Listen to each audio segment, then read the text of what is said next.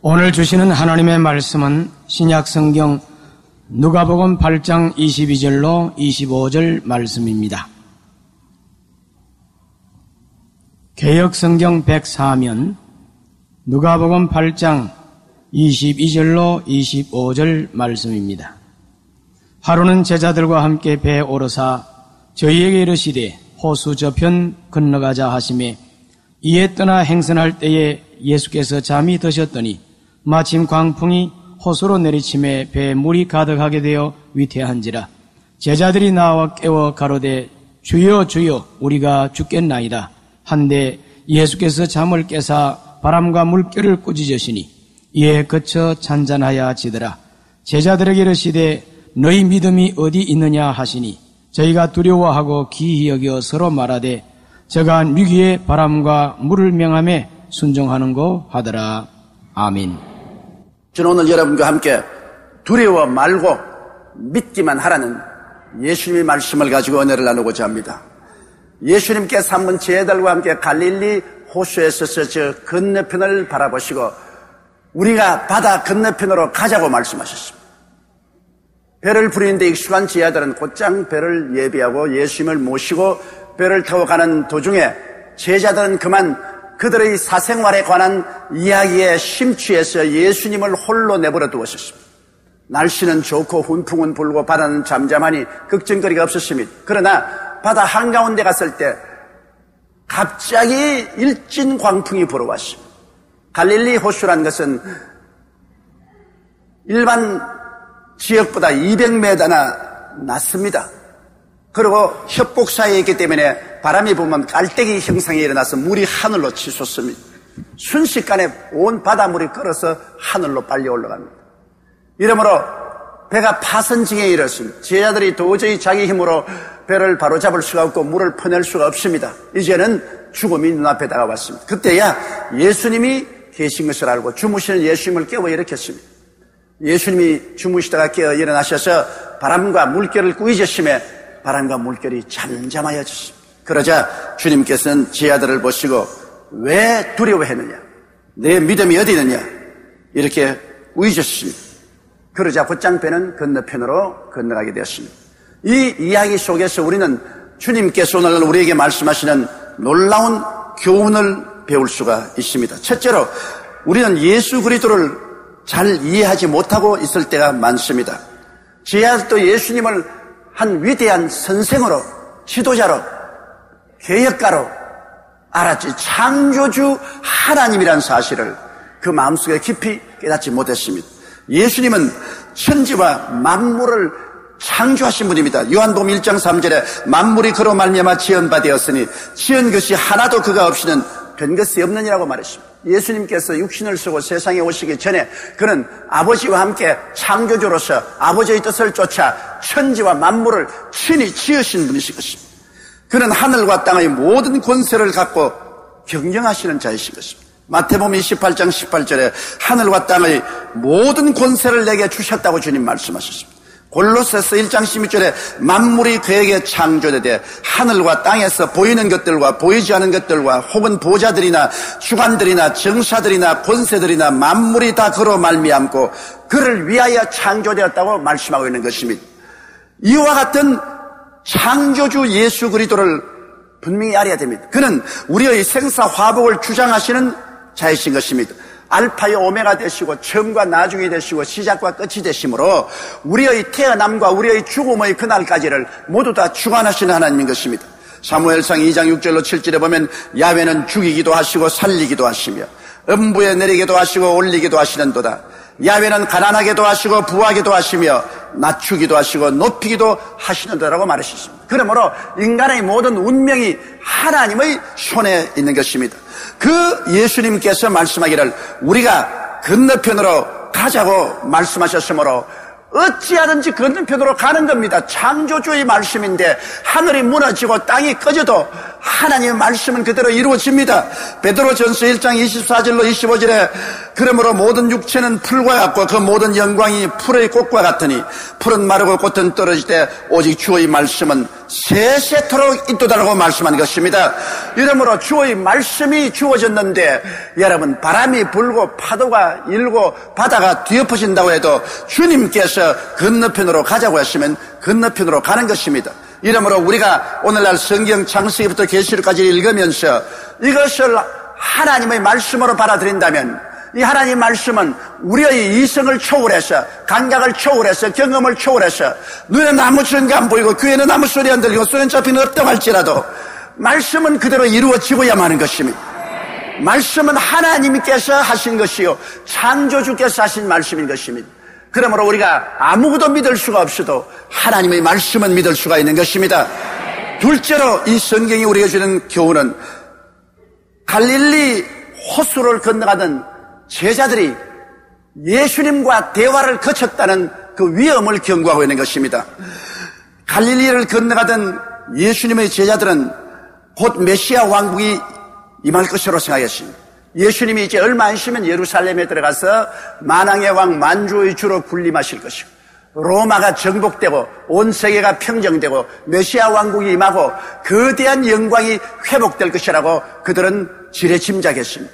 예수님은 아직 미래에 그 일을 일어날 것을 가르쳤는데 그들은 곧장 일어날 것이라 생각했습니다. 그래서 사회에서 천시당하고 멸시당하며 괄시받던 그들이 다 장관 한 자리씩 할 것에 너무 흥분해가지고서 그들은 그 꿈에 부풀어서 예수님이 배에 탄 것도 잊어버리고 마는 것입니다. 예수님과 대화를 하지 않고 자기들끼리 그들은 기쁨에 넘쳐서 대화의 꽃을 피우는 중에 예수님은 말할 상대가 없었기 때문에 혼자 계시다가 배 뒤편에서 팔을 베고 주무셨습니다. 여러분 오늘날 또 예수님을 주무시게 하는 성도들이 많이 있습니다. 예수님께서 어제나 오늘이나 영원토록 동일하시고 볼지어다 세상 끝날까지 내가 항상 너와 같이 있겠다고 말씀하셨지만은 우리가 세상 일에 너무 분망해서 일락을 좋아해서 자기 인생의 목표 달성에 심취해서 예수 그리스도와의 대화를 등한히 한 사람 많습니다. 아침에 일어나서 성경 한 장도 읽지 아니하고 기도도 하지 않습니다. 주님께 찬양도 하지 않고 일주일 내내 세상 일에 분유하고 예수님의 생각은 잊어버립니다. 자연히 예수님께서 인정을 받지 않고 무시당하고 예수 그리스도와 대화를 하지 않기 때문에 그리스도는 그 사람의 생애 속에서 주무시고 마는 것입니다. 주님께서는 그 사람에게 더 이상 관심을 기울일 수가 없습니다. 바로 제자들에게 일어난 사건이 그러한 것입니다. 디모데전서 5장 6절에 보면은 일락을 좋아하는 이는 살았으나 죽었느니라. 일락을 좋아하기 때문에 그들이 예수 믿고 영적으로 살은 것 같으나 실상은 마음이 죽은 상태에 있는 사람이 많습니다. 요한계시록 3장 3절에 그러므로 내가 어떻게 받았으며 어떻게 들은지 생각하고 지키어 회개하라고 말하고 있는 것입니다. 우리가 제자들처럼 예수 그리스도와 대화를 거치고 자기의 일신상에 일어난 일들에 관심을 집중해서 그곳에 모든 시간을 보낸다면 예수님을 잠들게 하고 마는 것입니다. 그렇기 때문에 이 세 번째 오늘 말씀드리고 싶은 호수에 내리작친 거대한 광풍을 체험하게 된 것입니다. 여러분 우리가 예수 그리스도와 같이 있을 때는 풍랑이 와도 겁날 것 없습니다. 고통이 다가와도 겁날 것 없어요. 예수 그리스도께서 같이 계신데 무엇이 겁나겠습니까? 예수님보다 더 위대하고 힘있고 권능있고 크신 분이 누가 계십니까? 그러므로 어린아이가 부모와 같이 있을 때 두려워하지 않은 것처럼 그리스도와 함께 인생을 사는 사람에게는 두려워하지 않지만 예수 그리스도를 잃어버린 사람은 예수 그리스도를 떠난 사람은 갑자기 광풍이 다가오고 위험이 다가오면 두려워하게 되는 것입니다. 여러분 제자들이 갈릴리 호수를 건너가는데 상식에 뛰어넘은 무시무시한 광풍이 다가왔습니다. 순식간에 헬몬산 쪽에서 찬 바람이 불어오며 갈릴리 호수의 더운 바람이 끌려 올라가서 위로 올라가고 찬바람 밑에 내려오고 이런 대류 현상이 일어나기 때문에 물이 그냥 막 뒹굴고 치솟아오릅니다. 도저히 어부들로서는 결코 배를 바로잡을 수 없습니다. 그들은 배 전문가지만은 배를 바로잡을 수가 없고 배 물이 그대로 막 넘쳐오는데 순식간에 배가 가라앉을 것입니다. 왜냐하면 호수 건너편 그라사 지방에 귀신 들린 자가 있었습니다. 그는 옷도 입지 않고 무덤에 있어 돌로 자기 몸을 치며 밤낮 고함을 치고 있습니다. 예수님이 바로 갈릴리를 건너 그라사 지방에 가셔 그 귀신 들린 사람을 놓아주려고 가고 있었습니다. 그런데 그 귀신 들린 사람 속에 있는 마귀와 귀신들이 예수님이 오시는 것을 어찌지 막아야 됩니다. 그런데 마침 예수님이 주무시는지라 그 틈을 타서 거대한 풍랑을 일으켜 예수님과 예수님의 제자들을 한꺼번에 숨을 쉬기려고 그들은 했던 것입니다. 여러분, 이 한 사람 속에 레기온, 즉 군대 마귀가 들렸다고 했는데, 이 군대 용어로서는 당시 로마에서는 한 레기온이 6,000명입니다. 그러므로 여러분, 한 사람 속에 6,000마리의 귀신이 들어가 있었습니다. 이거는 사람이 1대 6,000을 감당하지 못하는 것처럼 사람보다 강한 귀신이 한 사람 속에 6,000명이나 들어가 있었으니 이거 어마어마한 귀신의 세력입니다. 예수님은 바로 그 귀신의 집단을 내어 쫓기 위해서 갈릴리를 건너가려고 하는데 이 귀신들이 예수 그리스도와 그 탄 배에 있는 사람들을 수몰하려고 하지 아니할 수가 없었습니다. 이러므로 거대한 풍랑이 일어나 제자들이 자기들 힘으로는 풍랑을 헤쳐나가려고 하나 역부족으로 죽음에 부딪혀자 그들은 무수하게 된 것입니다. 욥기 3장 25절로 26절에 나의 두려워하는 그것이 내게 임하고 나의 무수하는 그것이 내 몸에 미쳤다고 한 것처럼 그들이 항상 두려워하던 죽음의 그 무시무시한 공포가 엄습해 왔습니다. 여러분, 공포는 무서운 파괴력이겠습니다. 인간의 힘으로 수습하지 못하고 감당하지 못할 일이 생기면 사람들은 불안과 공포에 떨어지고 마는 것입니다.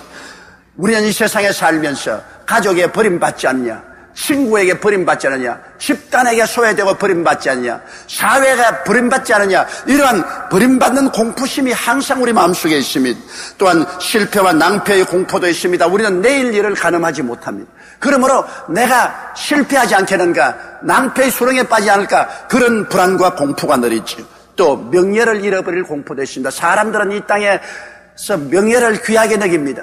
그러나 이 명예를 잃어버리고 수치를 당하지 않을까 두려워하고 있는 것입니다. 질병의 공포도 있지요. 건강을 잃어버리고 질병이 들어 누우면 만사가 다 끝이 나는 것입니다. 무병 10년에 못 살 집이 없다고 병들어 10년만 누워있으면 가산이 파산되는 것입니다. 그러므로 질병의 공포도 있습니다. 가난의 공포도 있지요. 헐벗고 굶주린다는 것이 얼마나 무서운 일입니까? 저는 아프리카 대륙에 가봐서 헐벗고 굶주리는 것이 무엇인 것을 알았습니다. 얼마나 가난하고 얼마나 고통을 당하는지 우리로서는 상상을 할 수 없습니다. 헐벗음과 굶주림의 공포가 있습니다. 또한 원수에게 공격당하는 공포가 있습니다. 원수가 자기보다 강해서 자기를 쳐서 넘어뜨릴까 싶은 그런 공포도 늘 있죠. 우리는 해방 이후로 지금까지 북한이 혹시 우리를 침공해 오지 않을까, 6.25를 당한 그 체험 때문에 늘 공포 가운데 있었습니다. 지금 남북이 대화의 문을 열고 서로 대화와 타협과 화해를 가져오려 하므로 우리 국민 전체가 흥분의 도가니 속에 있는 것도 바로 그 이유인 것입니다. 또한 죽음의 공포가 있습니다. 사람은 한 번 나서 다 죽지요.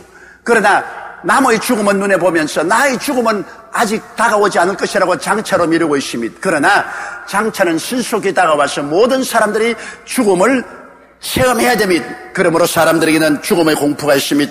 공포는 심리적으로 육체적으로 인간을 무시무시하게 파괴합니다. 공포에 잡힌 사람은 모든 것이 마비되어 버리고 마는 것입니다. 이러므로 예수님의 제자들은 이 풍랑을 당하여 자기 힘으로 해결할 수 없음에 공포에 휘말려 들어가셔 그들은 사고가 마비되고 수족이 다 마비된 형상에 처했습니다. 그들은 좌절과 절망의 소용돌이 속에 아비규환의 고통을 부르짖고 있었습니다.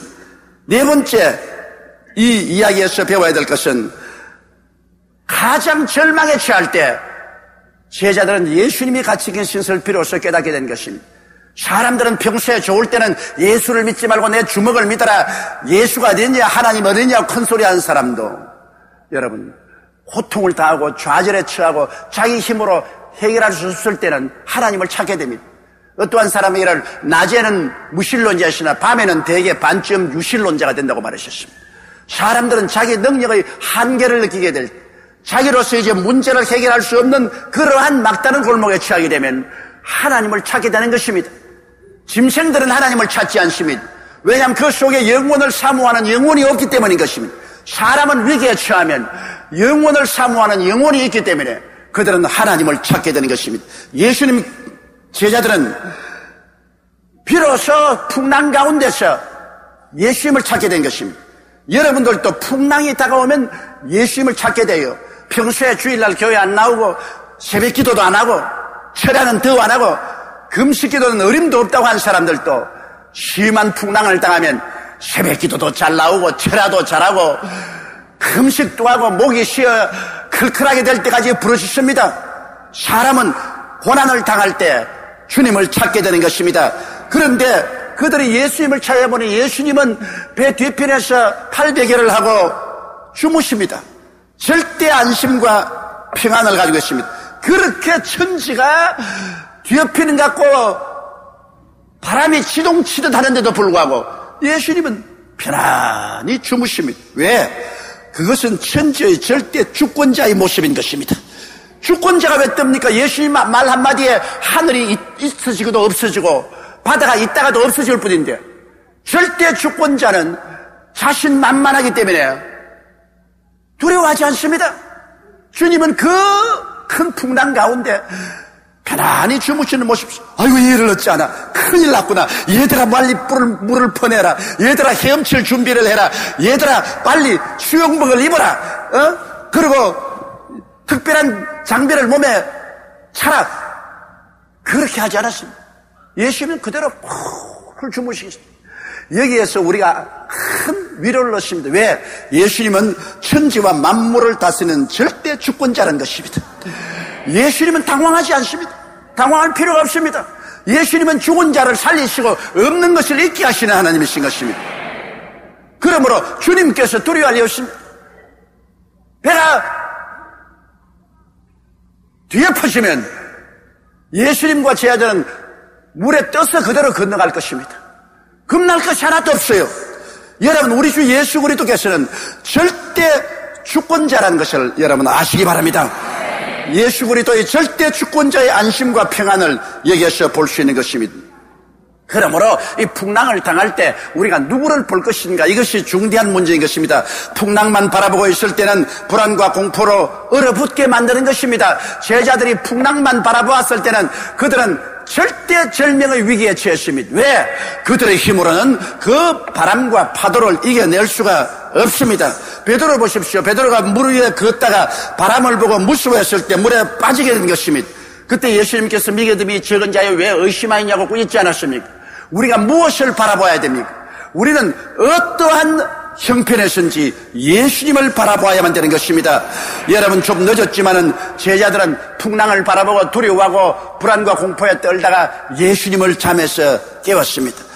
마태복음 6장 33절에 보면 너희는 먼저 그의 나라와 그의 의를 구하라. 그리하면 이 모든 것을 너희에게 도하시려는데 먼저 예수님과 대화를 하고 예수님을 깨워놓아야 되었을 것인데, 그렇다면 풍랑도 오지 않았을 것인데, 그들이 자기 자신의 관심을 집중하고 예수님을 등한히 했기 때문에 풍랑을 당하고 난 다음에야 예수님을 깨우치고 예수님의 얼굴을 쳐다보게 된 것입니다. 여러분, 그러나 예수님은 절대 주권자이시므로 그가 일어나서 바람과 물결을 꾸짖으시며 즉시 잠잠하였지. 바람과 물결이 무엇입니까? 예수님께서 지으신 피조물입니다. 예수님의 명령 한마디에 움직이지 않을 것이 하나도 없습니다.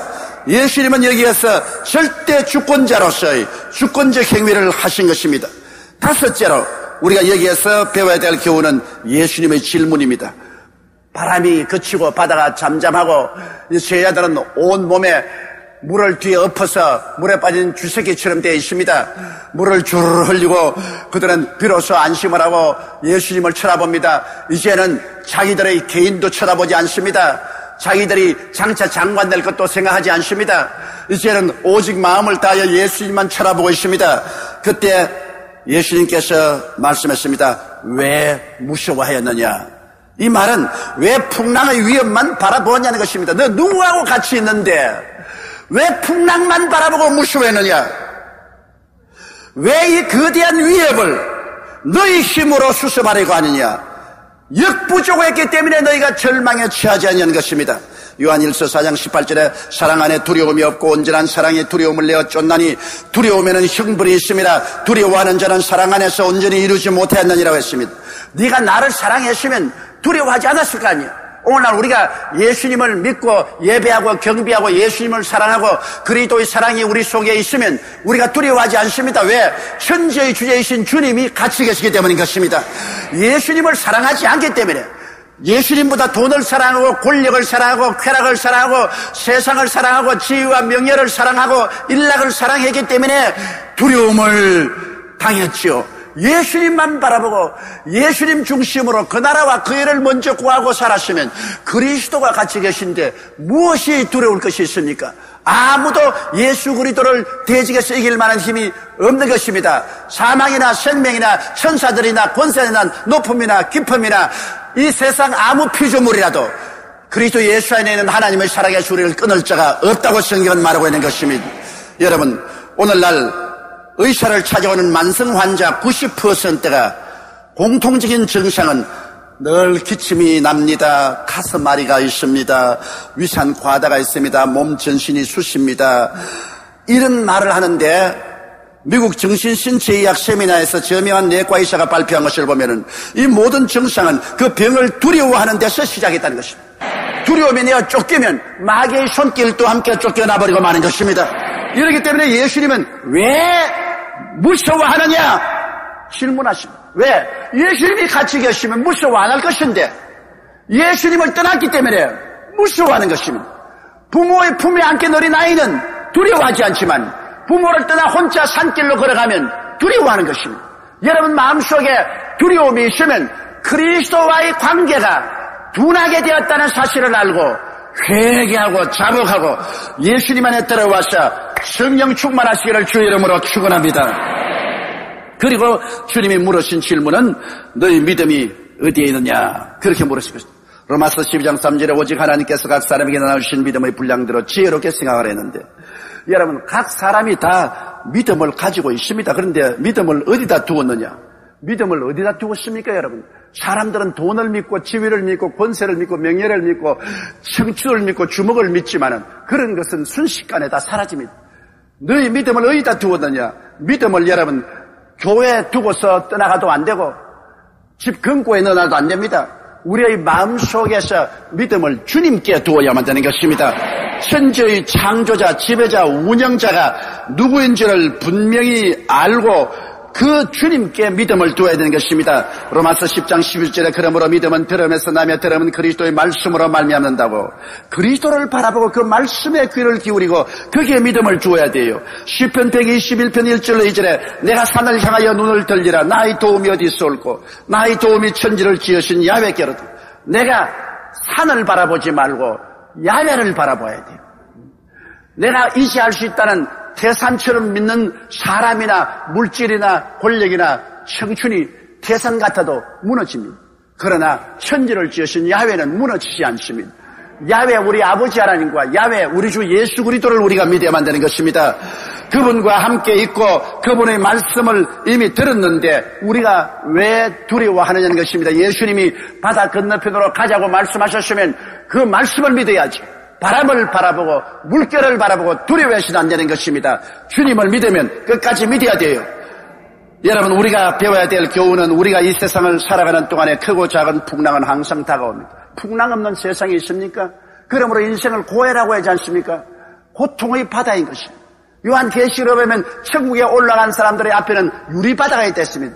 유리바다는 풍랑이 없지 않습니까? 세상에 풍랑이 다 끝났다 그 말인 것입니다. 그러나 세상에 사는 동안에는 개인, 가정, 생활, 자녀, 사업 모든 면에 크고 작은 풍랑이 하루도 쉬지 않고 다가오는 것입니다. 그러나 우주와 만물과 개인의 생사화복의 주권은 마귀나 풍랑이 쥐고 있지 않다는 것을 알아야 되는 것입니다. 하나님과 예수님이 쥐고 계신 것입니다. 하나님과 예수님을 잃어버린 사람은 마귀나 풍랑에 휩쓸려 가지만은 하나님 우리 아버지와 예수님을 믿고 의지하는 사람에게는 우리의 운명은 하나님과 예수님이 쥐고 계신 것입니다. 이렇기 때문에 우리가 두려워해야 할 자체는 공포심뿐이요, 가장 두려움 목자 없는 양같이 방황하는 것이 두렵지. 예수를 믿고 아버지를 하나님으로 모신 사람은 우리의 일생이 하나님의 손에 이미 보장되어 있는 것입니다. 하나님은 우리의 시작이요 끝입니다. 하나님은 우리의 목자가 되시니 부족함이 없을 것입니다. 그러므로 우리가 하나님께 의지하고 있으면 하나님께서 우리를 어떠한 환경과 역경에서도 같이 하여서 돌본다는 것을 알아야 되는 것입니다. 예수님을 관심의 초점으로 삼고 항상 예수님을 바라보며 예수님께 기도로 맡기고 예수님께 의지해야 되는 것입니다. 히브리서 12장 2절에도 믿음의 주여 또 온전케 하시는 인 예수를 바라보자라고 말하셨으며 시편 55편 22절에 내 짐을 야훼께 맡겨버리라 너를 붙드시고 의인의 요동함을 영영이 허락지 아니하신다고 말씀하셨습니다. 또한 감당치 못할 일, 내 힘으로 수습하려고 할 때 공포에 빠지기 때문에 내 힘으로 수습하지 못할 일을 내가 걸머쥐고 바둥거리지 말고 주님께 내어 맡겨버려야 되는 것입니다. 마태복음 11장 28절에 수고하고 무거운 짐진 자들은 다 내게로 오라고 말하셨습니다. 디모데후서 1장 7절은 하나님이 우리에게 주신 것은 두려워하는 마음이 아니요 오직 능력과 사랑과 근신하는 마음이라고 말하셨습니다. 주님은 우리의 믿음이시요 소망이시요 사랑이신 것입니다. 요한복음 16장 33절에 세상에서 너희가 환난을 당하나 담대하라 내가 세상을 이겼노라고 말씀하셨습니다. 로마서 8장 37절에 그러나 이 모든 일에 우리를 사랑하시는 이로 말미암아 우리가 넉넉히 이기나니라고 말씀하셨습니다. 이사야 41장 10절에 두려워 말라 내가 너와 함께함이라 놀라지 말라 나는 내 하나님이 됨이니라 내가 너를 굳세게 하리라 참으로 너를 도와주리라고 말씀하고 계신 것입니다. 우리의 운명이 환경의 위협이나 압력에 의지하지 않고 하나님 아버지와 예수님께 의지할 때 하나님이 돌보시며 책임져 주셔서 여러분과 내가 평안한 저 피한 천국에 도달하게 만들어 주시는 것입니다. 지금은 우리 주 예수 그리스도의 무한하신 은혜와 아버지 하나님의 영원하신 사랑과 보혜사 성령님 함께 계시고 내주하시고 충만케 하시고 인도하시며 성회에 출석한 성도 개인 가정 생활 자녀 위에 넘치도록 함께 계실지어다. 아멘.